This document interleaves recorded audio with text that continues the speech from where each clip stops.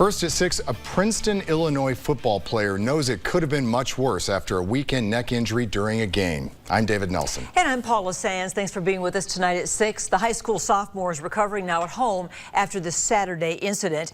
This is video of the hit that left Max Taylor with a fractured vertebra. It happened as he went to make a tackle. He was carried then off the field by paramedics and taken to the hospital. David?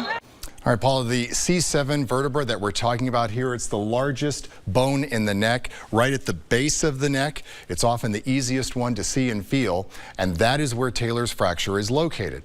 Now, a chiropractor told us today C7 injuries can vary widely. The main concern is going to be whether it's a stable fracture and where it occurred at, and if there's any pressure on the spinal cord.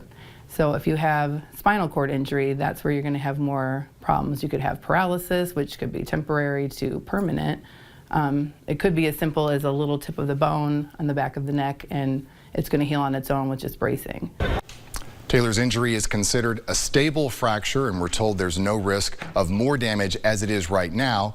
But if things change, it could require surgery. Now, immediately following the injury that Max had, he was attended to by a coaching staff and by the ambulance, and that was called there. A TV6 producer at the game that night noticed there was not an ambulance stationed right there at the stadium, which got us wondering if there is a policy about trained medical staff at school sporting events.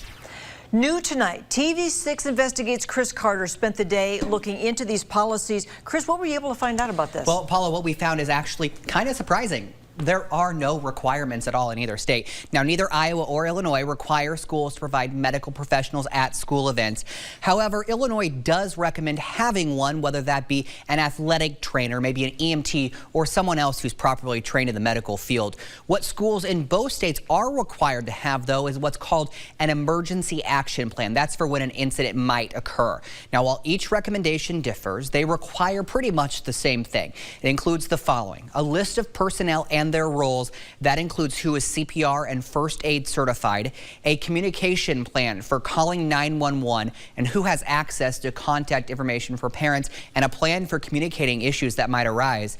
It should also include player medical information. Another thing that's required is to have an incident plan for dealing with something that might come up.